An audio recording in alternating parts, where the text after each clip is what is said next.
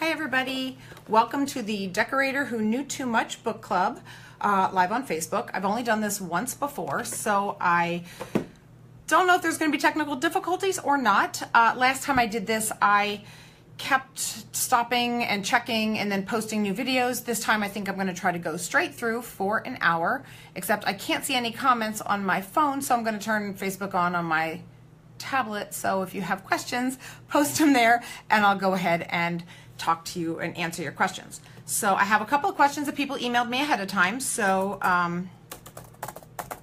see, I should have been more prepared for this. But oh, this is going to be annoying when I get to see myself on the screen, I think. Okay. Where's my event? Here we are. All right, here we go. Now I can't see myself, so apparently we're good. You can see me and I can't. That's perfect. So let me tell you a little bit about the Decorator Who Knew Too Much. This is, if you came from Malice Domestic where I just was, you probably heard this story already, but this is how I got the idea for the book. I was on vacation in Big Bear, California. I was not planning on writing. It was one of those clear your mind, get out of town, just enjoy the world at large and not the life in front of the computer vacations. And when I first got there, we went to Big Bear Lake and I walked to the end of this pier and I was just staring out into the water. And all of a sudden I started thinking, what if there was a face staring up at me from underneath the water? Because I know that's a totally normal thought, right? So then I started thinking, okay, well, what if there were other things around that indicated that, you know, something had gone wrong? Like there was a duffel bag sitting on the pier that was abandoned, and there was an empty coffee cup kind of rolling around on its side. And what if there was a car in the parking lot that had a buildup of parking tickets under the windshield, which kind of indicated that the car had been there for a little while? Because obviously if somebody is dead in the water, then they can't move their car. So that was really the idea that came to me for this book. Now, I didn't know at that point that it was going to be a Madison Night book. I actually didn't even know if there would be a fourth Madison Night book. And I started thinking about my different series and I thought, okay, like I like this idea, but who does this fit? Like where can I put this? And I quickly auditioned it past all of my different sets of characters and realized that Madison was the one that it fit with the most because she's kind of a reluctant sleuth. She doesn't necessarily want to get involved in crimes. She's not that nosy one who's spying on her neighbors, but she happens to get involved in these different things. So I realized that I didn't know how I could get her to Big Bear, but it occurred to me that I could get her to Palm Springs. So that's what I did. And that was really where the idea for the Decorator Who Knew Too Much came from. If you're a fan of the series, you know that each book winks at a different Doris Day movie, and The Man Who Knew Too Much was the first Doris Day movie I ever saw. So I've always known that I wanted to do something with that movie because that just kind of like pay tribute to that being the first one that I saw, and also I love Hitchcock movies. So that was kind of where it all spiraled from, and I had a couple of different ideas in my mind. I ran those different ideas past my publisher, and when she heard the title for this one, she was like, ooh, do that one next, do that one next. That's a great title. So that was how come this one ended up being book number 4. So that is basically the idea. Now, what went from there was I decided to take a trip to Palm Springs. Since I live in California, that wasn't too crazy. But I ended up going in the off season because I'm a frugal writer, and that just was what worked out. So I went in July, which I don't really recommend because it was about 110 degrees every day, I think. And 110 in Palm Springs in the desert is a little hard to take. So I did deal with that. I did almost pass out on the tram going up the mountain, which I don't normally get vertigo or have trouble like that, but that was an unusual experience, and I was trying to figure out if I could give that experience to Madison, but it ended up not fitting into the book. So what happened was I watched a ton of Huell Hauser videos ahead of time just to really get a sense of Palm Springs, and then I went and then just got the feeling of being there, a couple of the places and sites that were there, but it was more about the flavor of being in Palm Springs. And of course, it's the mid-century capital of the world, and that really makes sense for Madison. So that was where I got the idea for Decorator. And my phone is telling me to swipe something to see people. So let's see if this works. Nah, didn't really work. Okay, so I'm going to keep talking about the book.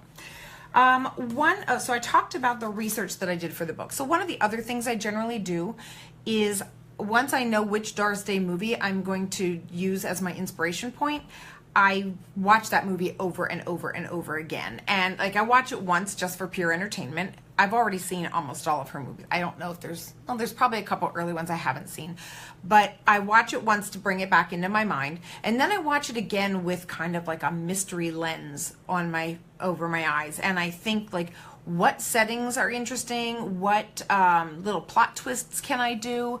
I knew from The Man Who Knew Too Much that, you know, Doris Day's character gets out of town, she and her husband. So that worked also as a nice parallel to the decorator who knew too much getting out of town.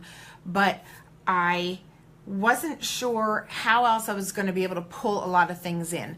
So there are wings at the movie. You don't have to know the movie to be able to read the book. I kind of try to do it more for the fans of the movie so that they feel like they get a little something extra. But I don't want it to take away from the mystery. Hopefully it doesn't. And you will know, if you do know the movie, you will notice that quite a few of the names of characters, I play with the names of characters from the movies. I also look at the actors and actresses who played the characters, the writers of the script, the director.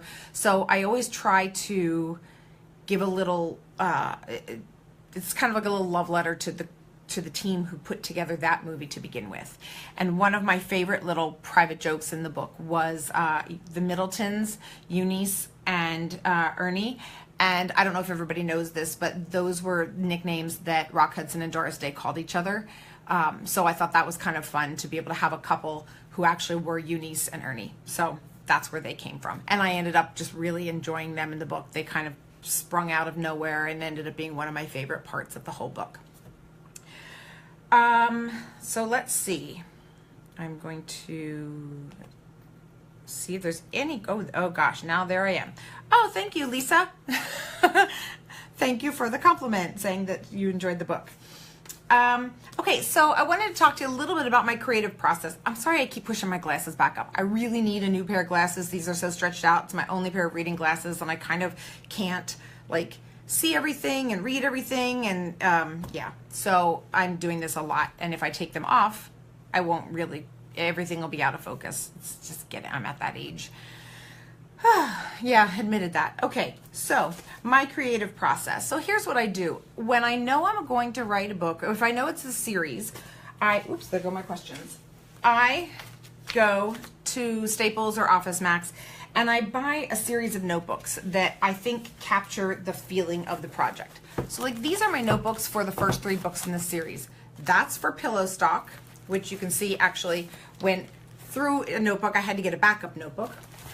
That's my notebook for That Touch of Ink.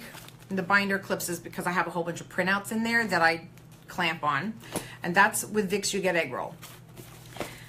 So by the time I got around to writing book 4, The Decorator Who Knew Too Much, they didn't carry this notebook anymore, so I had to start a new set. So this was the closest I could come, and it kind of actually matches my little weirdo outfit, to the Madison Night feel. So this is The Decorator Who Knew Too Much.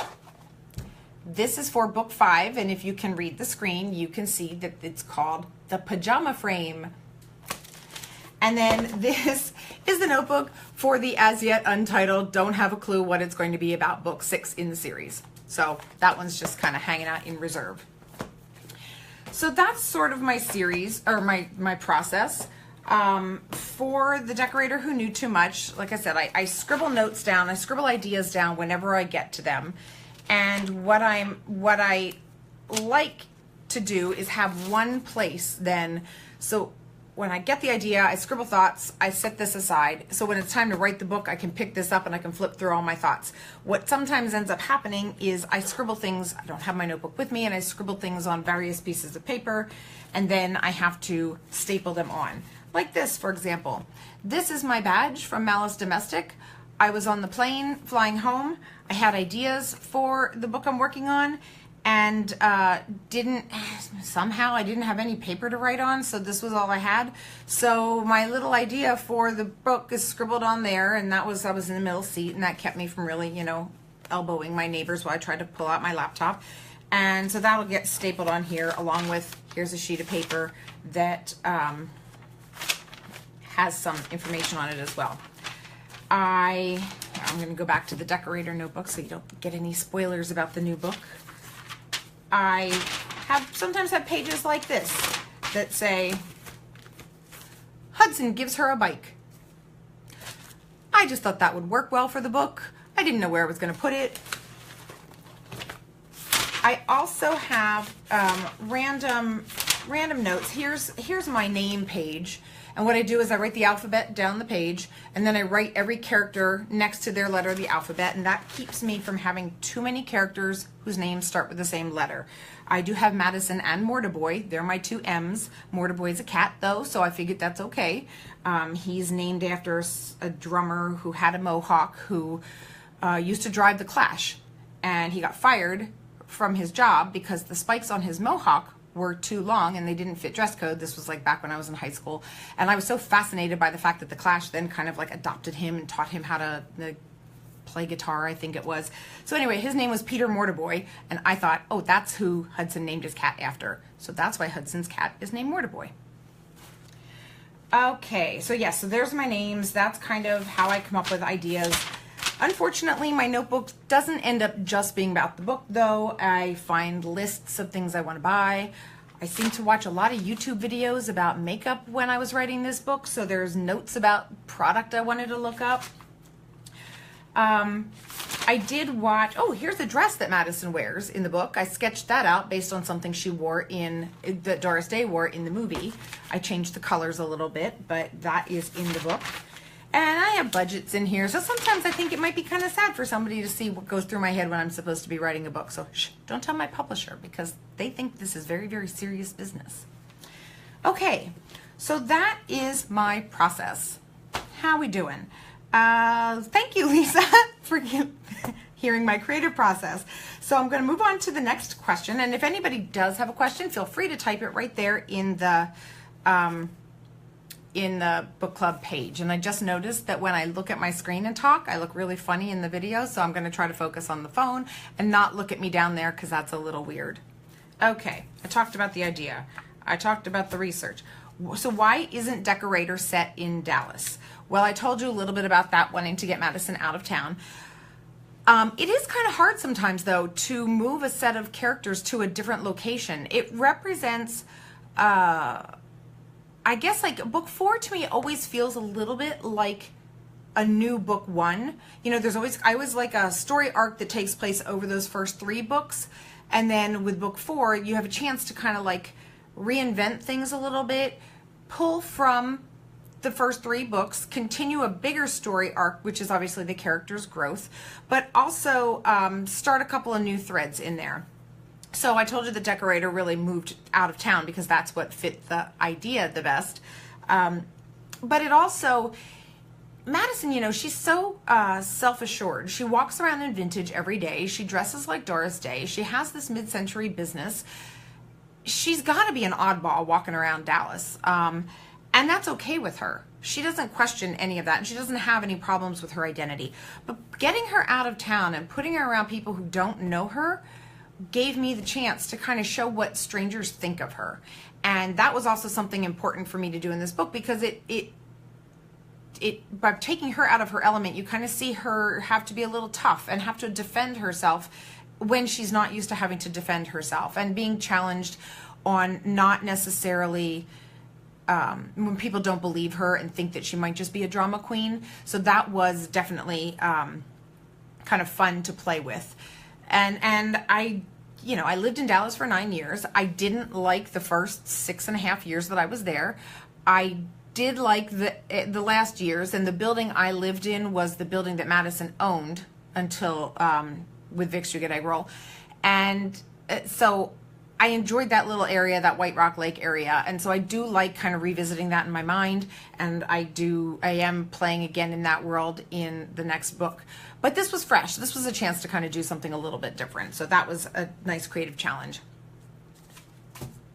What about Madison comes from you? Well, I wish I was as strong and as self-assured as Madison. But I think she does have, there is a part of her that kind of reflects inward. She's not a joiner necessarily. She pushes herself into that world. So that's why she volunteers at the theater in Dallas. But she is very independent, and she does kind of feel like she doesn't really want to let a lot of people into her world. And I do understand that feeling.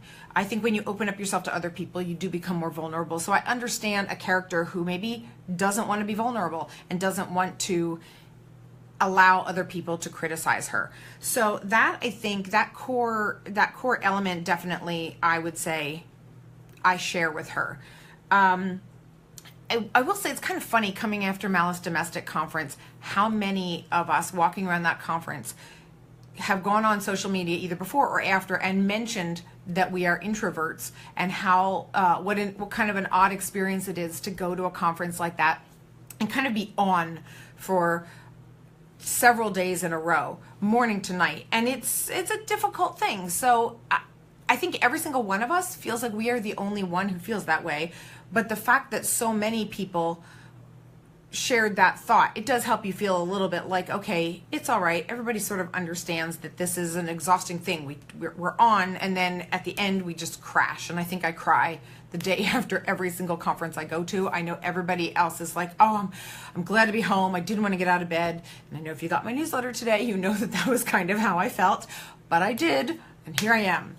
So that is mainly what Madison gets from me. Little things she gets from me. I used to be a competitive swimmer, so that getting up early in the morning and going to swim that was a part of my life for a long time. So I like to have her do that, because while I don't do it now on a regular basis, I do remember that kind of zen feeling that I got when I did get up and go to the pool and there weren't many people there. And sometimes it was just me and then, people who were of a different generation, and we just all swam together, and I would do my workout and they would swim their laps, and it was just quiet. And so that I do think fits her. Also, it kind of fits that part of her that doesn't want to be social. But I also see that she would fit in really well in that world with the older ladies in the locker room and the chit chat, and the fact that she wears the clothes that they used to wear, and she loves mid-century, and some of them still have time capsule houses. All of that kind of worked out. So that I did give her the swimming thing because of something that I have done in the past. And while I have never really officially injured my knee, I do deal with occasional knee pains. So giving her a physical injury was also something that kind of allowed me to show that she was hurt, she was down, but she wasn't out. She wasn't going to let that make her be a victim. And I really love that about her. Let's see what else I have here. I've already talked about my creative process. Do I swim like Madison? I just answered that. Sandy, we are on the same page. Okay, so I will say, while I said I don't really swim that much now, I do actually, usually once or twice per book when I'm working on a book, I do get myself up super early and I drive to one of the outdoor pools out here in LA, and I do swim to kind of get into her mindset. And this is like a little trick I have since I have a couple different series. I tend to find a couple of things that fit that one character, and then when I'm writing their book, I do those things to get me into their head so I can kind of push, Polyester and Margot and Samantha out of the way and just think about Madison. This happens to work out well that I'm talking about Decorator and I'm writing book 5. So it's good because Madison's really does have a chance to kind of hang out in my head for a little bit, and Samantha keeps trying to crowd her way back in, and Madison keeps saying, like, back off, this is my time. So I do swim a little bit.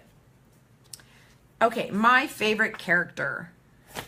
This is not a fair question. I I don't think, another question from Sandy. So I'm going to get back to this one because I don't have an answer for it yet. So we'll go to, is my home decor mid-century? I don't have 100% mid-century. I don't live in a time capsule house. I live in a small 1-bedroom apartment, but I do have things that are mid-century. As you can see, my favorite lamp right there. I got that at Canton, Texas, which just got, oh my gosh, I'm really sorry if there's anybody out there who lives in Canton, and I hope you're okay, because this was like a kind of a horrible situation that happened. I know I was flying, but I think there was a tornado, but I did get that lamp in Canton. It was $10 and I love it. And it was out of commission for a really long time, and it just recently has been repaired. That was my birthday present for this year. I really wanted my lamp fixed, so that's my favorite lamp. You do see a couple other things behind me that kind of are mid-century-ish. That's probably the best way to describe what I have, is that I do live in, I think my building is like 1957 or 1962, but I do have things that are mid-century that I've collected or found by the side of the road, just like Madison does, but not 100%. I really would love that, but I have not been able to do that yet. So let's see. Okay, so I guess I am, unless somebody gives me another question, I am back to favorite character. Looks like no one's stepping up to the plate with another question. So here we go. Favorite character. Well, in this series, I will say that I always knew the book was going to be about 3 characters. It was going to be mainly about Madison. But then it was also about Hudson and Tex. Actually, no, I didn't always know that. I just lied to you. I knew it was about Madison. I remember the night I had the idea. I was on the board of directors of the Guppies, which is a chapter of Sisters in Crime, an online chapter of Sisters in Crime. And I had the idea, and I raced home, and I jumped on with my friends who were also on the board. And I said, oh my gosh, I had a great idea for a series tonight. It's going to be a decorator who loves Doris Day, and she's going to solve crime, and there's going to be Pillow Stock and Killer Come Back. And I don't remember. I had 3 titles. They weren't, the only one that stayed was Pillow Stock. But I ended up, I was so energized by it, and this was my thought. I was trying to sell the Samantha series at that time, and I thought, well, this is going to be genius. I'm going to write this book exactly like it's a Samantha book, except I have a decorator, and she's not in fashion. She wears vintage, and she's 47, not in her 30s. So on paper, she's totally different, but I'm going to write her just like Samantha, which is a really easy voice for me to write in, so it'll be great. Well, I tried to do that, and the problem was I got about, I don't know, chapter 2, and I realized Madison is nothing like Samantha. They're not the same.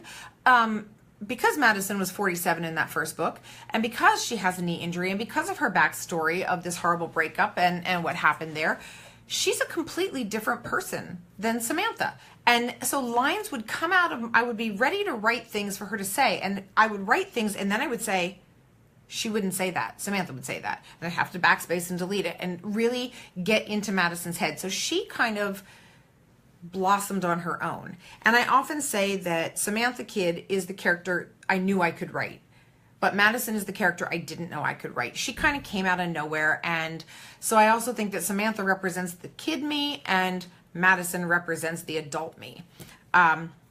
So that's where she came from. I had ideas that I knew I wanted this like wrongly accused handyman character. I obviously knew I wanted this feeling of like the rom-com, the pillow talk, lover come back, that kind of mixed up romantic comedy feeling with a mystery. But I didn't know how much I was going to enjoy writing both of the guys. And so that has become a problem, because I know she can't keep volleying back and forth between 2 guys, but I really genuinely like them both. And so while that's a lot of fun, it's also a little bit of a challenge, because I have to not if she's totally indecisive all the time, that's not really her character. So I have to be true to her character. So let me see. Lisa says she can relate to the knee injury. Not many characters like Madison have something like that, and she appreciates it.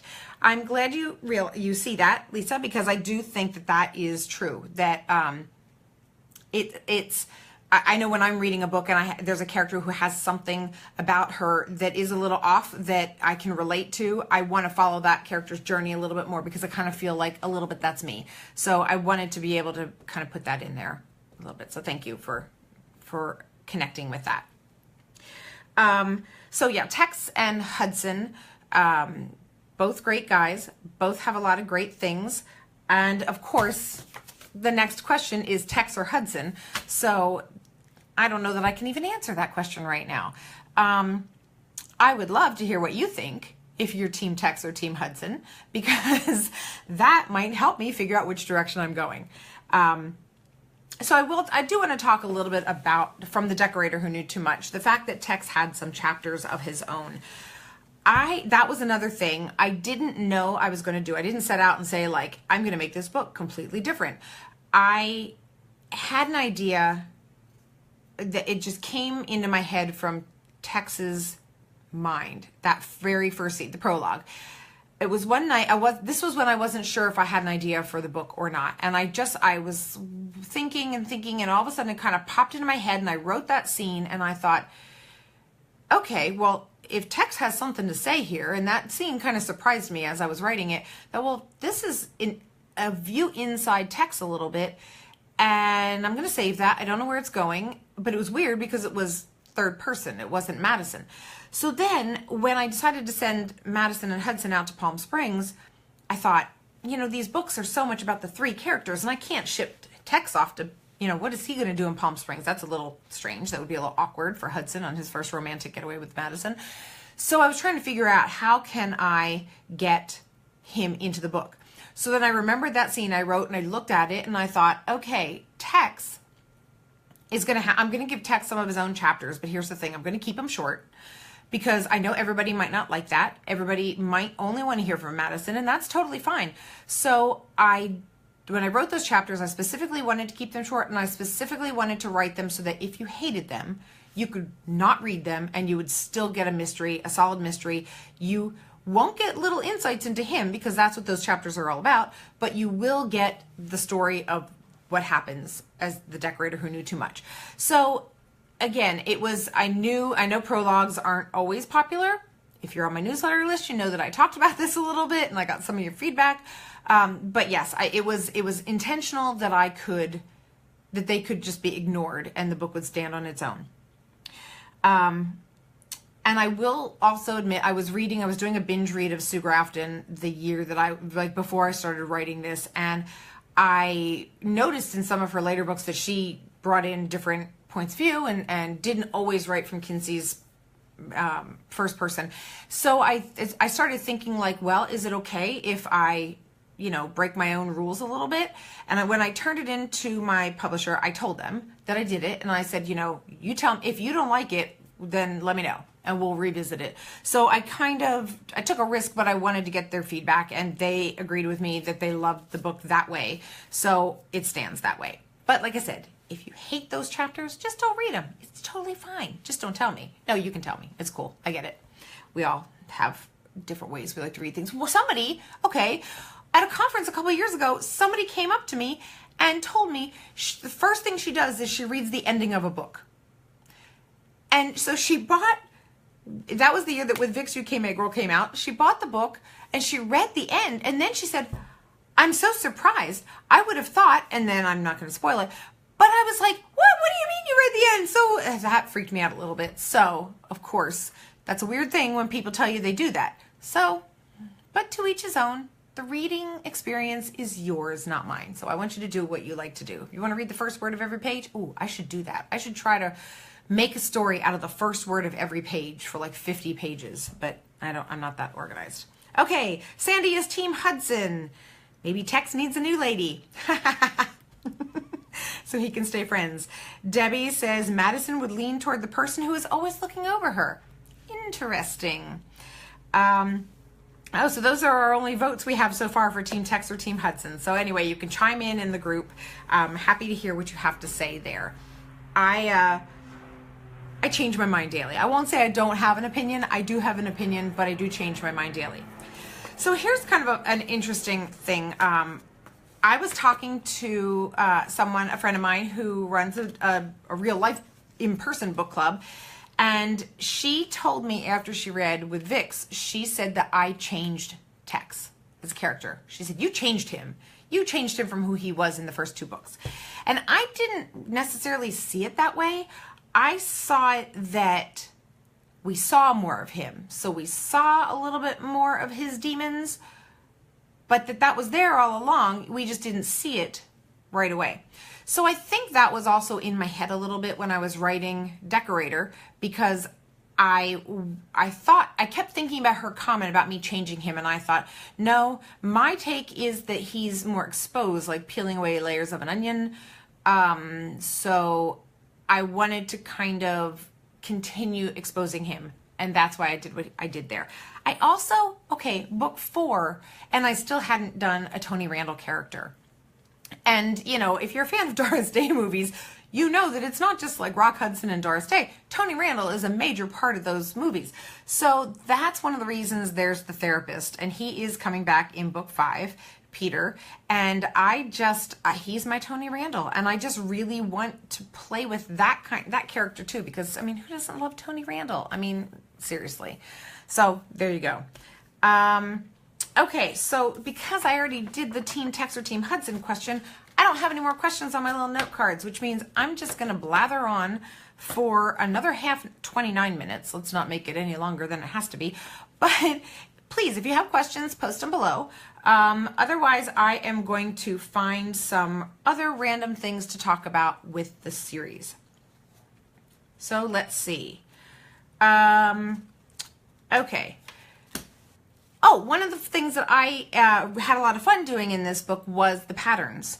You know, Madison wears vintage clothes all the time, but I was in, I think it might have been Big Bear. I get a lot of good vintage bargains when I go to Big Bear, so I'm always kind of in Madison head when I'm there. But I got a lot of vintage patterns one time.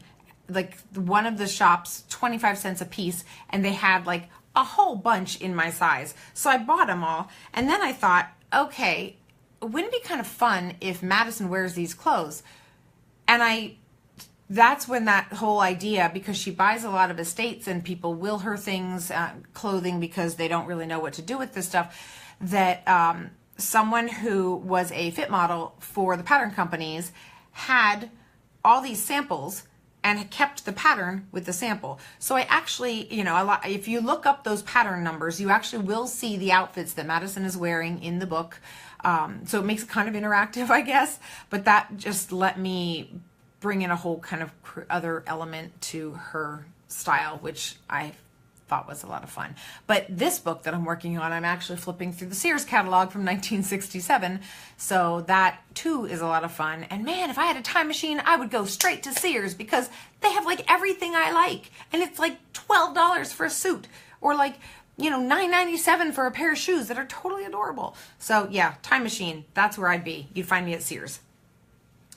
Okay, so too bad you can't add in a Jack Klugman character. I always think of Tony Randall with Jack Klugman. I actually think of that too, and you never know, I might be able to. I did give my Peter, my Tony Randall character, he is sort of a germaphobe, so I am able to pull in the whole odd couple aspect as well. So he's not Tony Randall from one specific movie. He's kind of like a combination of all the Tony Randalls that I know of and I think of. And I will just give a plug. If anybody here is a fan of Doris Day movies and they have not watched Down with Love, which is an homage, it's fantastic.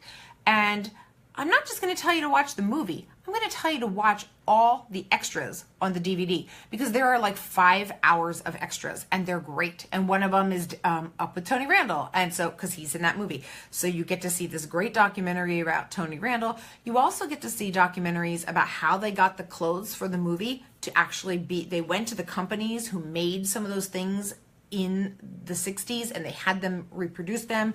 They talk about how when Ewan McGregor is in the car, the rear projection in the car scenes are actually that touch of mink. See, now I also get confused with the titles of the movies. I confuse them with my book titles, which is, you know, silly. So that touch of mink, not that touch of ink. So yes, the documentaries on that are fantastic. And if you're a fan of Doris Day movies and you haven't seen Down with Love, you should get off this right now and go and find a copy and watch it. That's my plug. And if you live in Dallas and you go to Half Price Books, I think it's $2 there, or it was the last time I was there, and they actually had stock in it. So then just run to Half Price Books and buy a copy. And since somebody stole my copy, you can always mail it to me if you don't want it taking up space in your house. I'm happy to have a new one.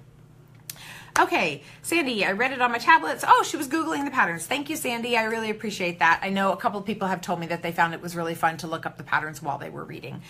There's McCall's pattern behavior. I do also have a Pinterest page that has the different patterns pinned on it, so you can see. I always do I don't always, because I'm not a good promoter, but I try to do a Pinterest page for each of the books so that you can see the different things that influence me while I'm writing a book. So that's the thing. I'm going to go back to my notebook for, actually I'm going to show you my map of Dallas that I also found in Big Bear for $1. I'm telling you, if you like trolling through old stuff, Big Bear has some really good flea markets. But yes, got my map of Dallas for $1. Saved it because this book wasn't in Dallas, but now I get to use it, and I, like a map, can't fold it. It was perfect when I got it, can't fold it back up, but I'm highlighting and drawing on everything that's going to be where it is for that new book.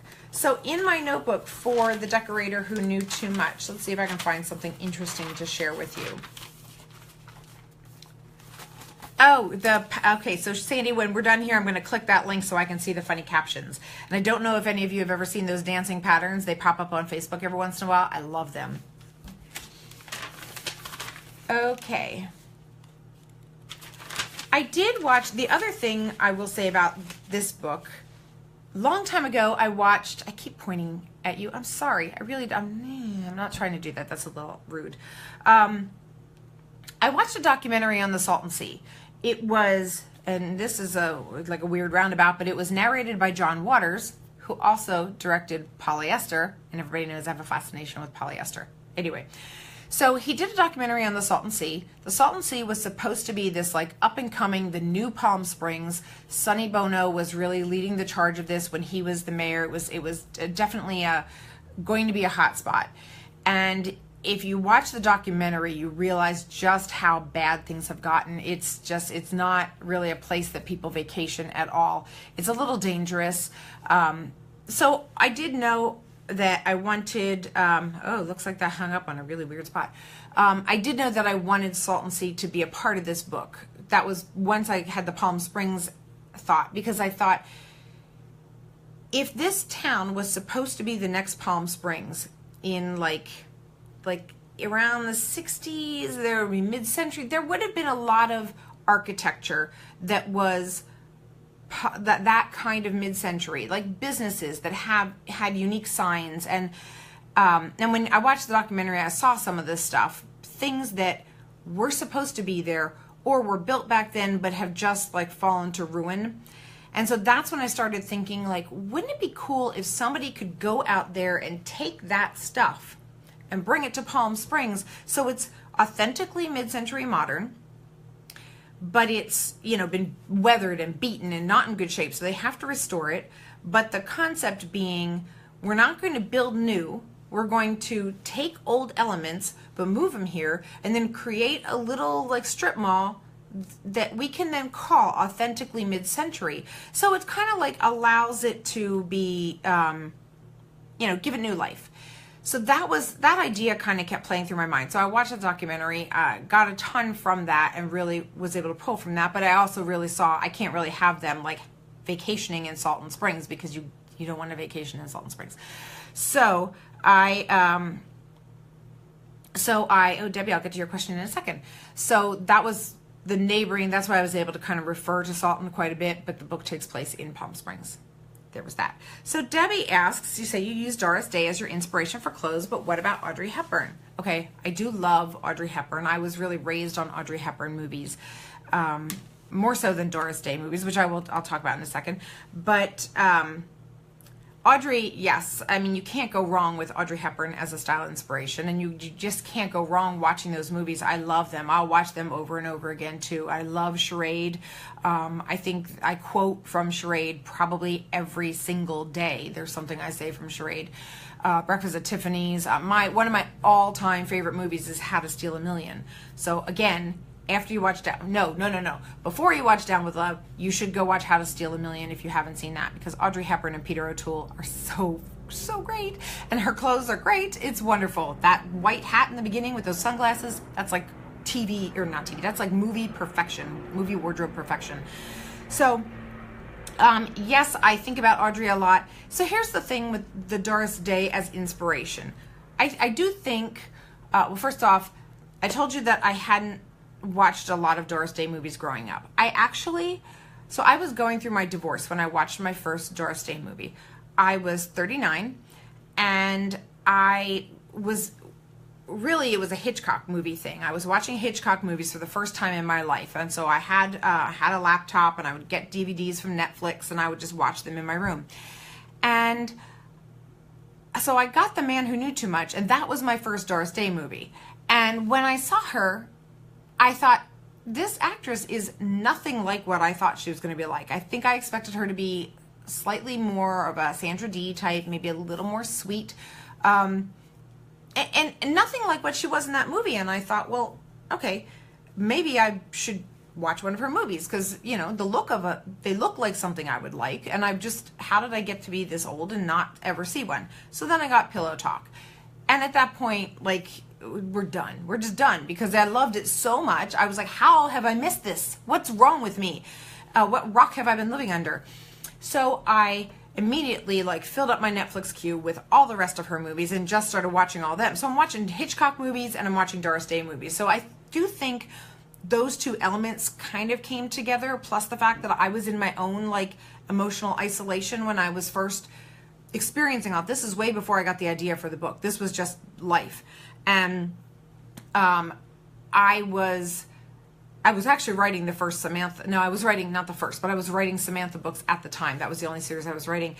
And I think, yeah, so that's where sort of that darkness comes into play, because I sometimes think this is my darkest series that I write. But it also has that joy of a Doris Day movie, because that was like the ray of sunshine that brought me out of my own darkness.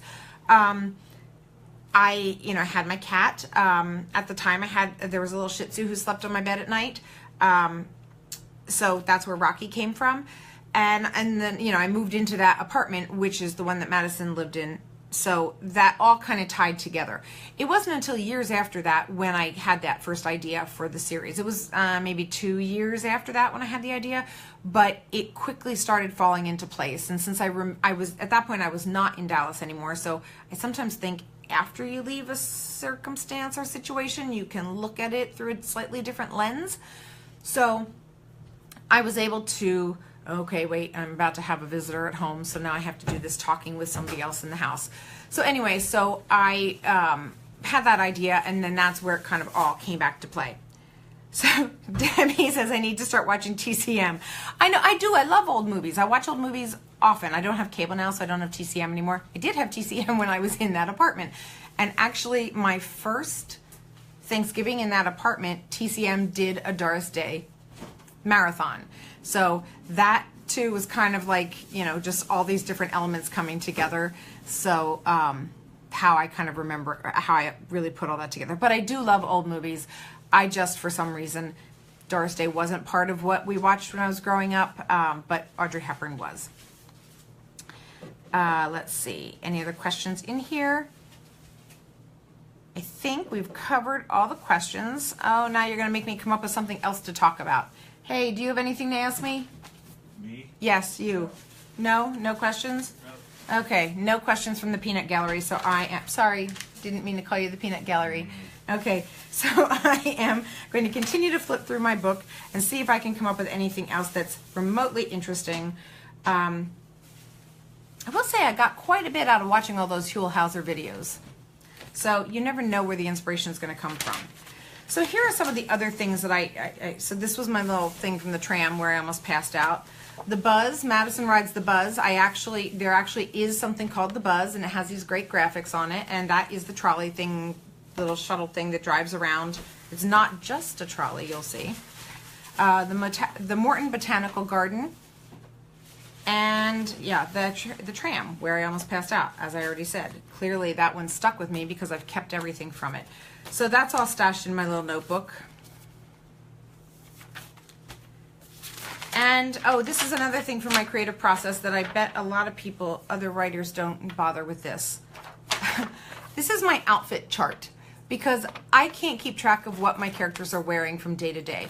So I actually have a little sheet that I made up where I log on what she's doing that day and what she's wearing that day. So I make sure I get the right color sneakers, because Madison's always in her little sneakers. If she's bare-legged, because then I know if she's gonna cut herself or if she has to get a tetanus shot, you know, if she tears her pants or whatever happens. So yeah, so that's my little outfit thing. And for some reason, I think my books are gonna last a lot longer than they do. They tend to take place over a week. So that is one stressful week for Madison. Ian, you're fashionably late. Well, that's perfect. So if you have any questions, feel free to jump in and ask them. We got about 15 minutes left, and I realized I've been talking nonstop, which is a little ridiculous. So I'm going to be really quiet when this whole thing's done. And I know the peanut gallery over there is probably really happy about that. Yes. Yes, he says. So here's another one of those little pieces of paper, part of the process, where I just kind of scribble things, and I wrote, Jimmy, dead women's clothes. Laura at P&R. Small world vulnerability. Know too much. References to book 3. And the last thing I won't say, just in case anybody hasn't read the book, I don't want to give that away. But again, these little scraps, like sometimes I find them and I don't remember what they're about. Here, I'll show you one that is actually kind of funny. And I do owe the Peanut Gallery some credit for this one. When I was writing the first book in the series, I needed a Russian name, and I asked for help. And here are the suggestions that the Peanut Gallery gave me. Ivan, turn on and off. And Oliver, close off. He's the inventor of the light switch. He's the inventor of the light switch. See, the Peanut Gallery decided to chime in on that one. Ivan, turn on and off. Ivan, turn on and off, Yeah. is the inventor of the light switch. Okay, so there you go. This is the kind of help I get when I ask for help around the house. Okay, Katie, she's late, no fashion about it. Ha! That's okay. I'm thrilled that you guys joined me today. So one more thing, I'll talk a little bit more about the writing process for me. I think if you follow me at all, you know I call myself a pantser. I don't plot. I don't always know where a book is going while I'm writing it. So I kind of get on my first idea and I start writing, and that's one of the reasons I keep the notebooks handy, because I could be writing something and get an idea for what might happen somewhere down the line, and I'll just scribble a line or two so I can revisit that. I do often get stuck. Sometimes this is the problem with being a pantser, is that you write and you just write off into a direction, and then all of a sudden you just stall. And when that happens to me, I realize I took a wrong turn, and I have to kind of backtrack to see where I get to when I get excited about the whole idea again. And then that's when I can, like, I hate that, because I hate throwing away words, but sometimes I have to do that and then get back on track. That did happen with Vicks You Get Egg Roll, which obviously was a nod to with Six You Get Egg Roll. I had this one scene that I wrote that I really, really loved, and it was Madison and Hudson in front of a fire, and there was popcorn and champagne, and it was a whole little nod to a scene in the movie. And for the life of me, I couldn't fit that scene into the book. Every way I tried to, it just didn't work. And I knew that if I shoehorned it in, I would be taking away from the mystery. And let's be honest, fundamentally, these are mysteries. Everything else is extraneous. So I had to dump it. So I do have it saved. I do have it. I think I sent it out to my newsletter list as a deleted scene. So just so you know, if you're on my newsletter list, you get those kinds of things from time to time. So there's my plug for my newsletter. But yes, so I hate when I have to delete words. That's like the most painful thing for me. But it does happen because, like I said, when you're a pantser and you don't know where you're going, you're going to take a wrong turn. That happens. And I'm really, really close to hitting my word count for today. So I'm, I still have to write when this is done, but I'm so close. I'm like less than 100 words away, so I'm psyched about that. So Katie asks, are there events in your personal life that sneak into your writing, either good or bad? Well, Katie, you would have heard a little more about that had you been on time. Haha. No, but yes, absolutely. It's usually some of the extraneous details that I put in are things that happen to me. With Vicks You Get Egg Roll, one of the days that I went to the pool to swim to kind of get back into Madison's mindset, I was swimming, you know, when there's more than one person in a lane and you're lap swimming, you circle swim. And I got there, all the lanes were full, so I got into one of the lanes and I started to circle swim. And, you know, I never know how fast or slow I'm going compared to the other person in the lane until we get going and I see where we pass each other. So I started, you know, gave somebody like a lap, and then I pushed off and started swimming. And when we met like halfway as I was on my first lap and he was coming back this way, he stopped swimming, he jumped in front of me, shoved a bunch of water at me and started yelling at me and said, "What are you doing? You don't do that. You don't just jump in a lane with somebody and start swimming." And he was really, really angry and hostile. And I was so taken by, first of all, I'm not a morning person. So for me to be in a pool at 6 o'clock, I mean, you're lucky that I managed to have a cap and goggles and a bathing suit on at that point. So I didn't know what to do or say, and so I just sort of like, you know, I said, "I'm circle swimming," and he, you know, shoved some more water at me and kept swimming. So that actually is in the With Vicks You Get Egg Roll. So he sort of inspired a character in With Vicks You Get Egg Roll, and all I knew at that point was he made me mad. He was going to be a character. I didn't know what he was going to be. I didn't know how it was going to turn out. I don't always know who the killer is, so he could have been the killer. Maybe he wasn't going to be the killer. Maybe he was just some obnoxious guy. So anyway, when you read that book, if you read that book and you remember that there was a character who confronted Madison while she was swimming, that actually did happen to me, and that's where that came from. In The Decorator Who Knew Too Much, I am trying to think if there were any... I don't think there were any specific things in there. Just some, I did stay at a tiki themed hotel when I went to Palm Springs for my research trip. I renamed it, so it's not what I called it in the book. It's not Tiki Tropics, but I did stay at one. So as I described that, it kind of is the place that I stayed as my research trip. But I also changed a couple of details that suited my story that didn't really fit with the book. And so, you know, there's that too. Creative license is a beautiful thing. Okay, so which of the characters in my books would I hate to have move in next door to me, and why? Man, for 8 minutes left in the book club, Katie, you're really throwing me some, you know, I could go for some softball questions right about now. But, well, obviously, any of the bullies in my books I would not want to have living next to me. I don't know, I think, you know, there are the occasional characters who are a little judgmental and they are a little bit nosy, and I don't know that I would want those people living next to me. But then sometimes, since I write from home and there's a window right here next to me and this is a courtyard building, sometimes I start to wonder if I'm the nosy neighbor, because I know a lot of people's business around here, and it's not because I'm trying to, but it just happens that I know like who has a maid and what time people do their laundry and you know, things of that nature. I won't share anything else about my neighbors though, so if any of my neighbors are watching, your secrets are safe with me. Okay, so Debbie says, I take it you don't write the ending, then write the book to go to that ending. No, I do not. I don't know how the books are going to end. As I'm writing, it kind of starts to come into focus, so by the time I get to the ending, I know what's happening. Usually when I usually know the ending when I get to about like the 75 to 80% mark. I have an idea what the ending is, and sometimes at that point I can jump to the ending. I think I've only done this once though, but I could jump to the ending and write it and then fill in the gaps between then. What does happen to me pretty often is there's a point I get to when I have absolutely no idea what's going to happen.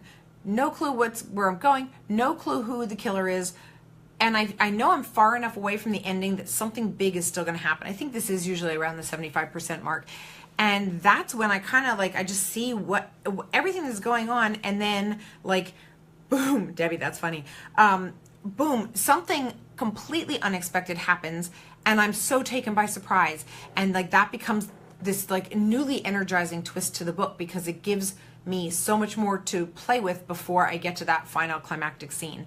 I can remember what happened I remember that scene very clearly in Pillow Talk, and I remember that scene very clearly in With Vicks You Get Egg Roll. I would have to go back to that touch of ink to figure out exactly what it was that happened at that point. But it is like, that's like my favorite big surprise, because I'm actually not real happy when I get to that point. That's when I'm like staring at it going, I can't do this. I don't even know why I thought I could write a book. I can't write a book. I can't get past 75% of the book. It's never going to have an ending. And then something pops into my mind. I go, oh my gosh, I didn't even think of that. And then I write that, and then I'm happy again. So generally when I'm writing, I think I'm really smart. And then when I'm editing, I don't. And then I go, wow, this is not as good as I thought it was. This needs a lot of work, and I can't show it to anybody, and I can't give it to my editor, and So, there's an emotional process through the book. Doing my Rear Window routine, yes, there is a bit of that going on. That was actually my first Hitchcock movie that I ever watched, funnily enough. And I think I always thought I was going to be too scared by Hitchcock movies to watch them. And then I watched Rear Window, and I thought, that wasn't scary. That was like stylish and suspenseful, but I really loved it. It was cool. I want to watch more of these. So then my second one was The Birds, and I loved that so much that I made a Halloween costume out of the birds from then on. But that was kind of how I jumped into the Hitchcock thing that then turned into the Doris Day thing. So I do seem to have somewhat of an addictive personality. So sometimes you'll notice I do binge reads, I do binge watches. I like to do that. Watched all of Veronica Mars in a weekend when I discovered her. I did miss quite a few things, so, I have fun getting caught up on that stuff. So we are about 4 minutes from the end of the book club. Are there any last minute questions? Oh, I love Shadow of a Doubt. You know that is Hitchcock's favorite movie of all of his movies. He has said that was his favorite. So yes, I do love that one. Again, 4 minutes till we're done. Any other questions? I could try to tell you a little bit about the next book in the series, but I can't really tell you too much because I'm still discovering it as we go. But like I said, it's called The Pajama Frame, and it features a pajama factory. Big surprise. But it is a lot of fun. So yes, any secrets you can share about what is next? So we're back in Dallas, and Madison is back in Dallas. I will say that much. And she inherits a pajama factory, and I know what she's going to do. I know that there's a bit of a mystery involved with the pajama factory, but I don't know exactly how quickly I'm going to reveal a lot of those details, so I'm not sure I want to tell you about them yet. But if you like the Pajama Game, then you'll know that that's the movie that the Pajama Frame is based on. And when it comes to picking that, I generally just stare at my row of DVDs and just look at all the different titles and just play on them in my head until one of them turns into a title that seems like it would fit a mystery. Pajama Frame actually was courtesy of the peanut gallery that is across the room right now. I was trying to figure out if I could do anything with that title, and he's the one who came up with Pajama Frame, and I thought, oh my gosh, yes, there's a frame up. So that's kind of, and I'm happy because I wanted to be able to. I love that movie, and it was one of the movies I hadn't seen a lot of. So for me to rewatch that one, it's kind of a new discovery every time, and different things I can do, and it's a little different than the Rock Hudson one, so I get to pull in a kind of a different feel there. Okay, when that book comes out, we have to meet in our pajamas. Yes, I'll have a whole PJ wardrobe when that book comes out. Maybe not, but you never know. That would be kind of funny to do at a conference, do a whole conference in PJs. It would be really easy to pack for, tell you that much. Okay, we're like 2 minutes away. I think I have told you everything I can come up with to talk about. No, I could probably come up with something else. That's just going to be annoying though. So I'm not going to come up with anything else. Thank you all for joining me. I really appreciate everybody tuning in for the Decorator Who Knew Too Much book club.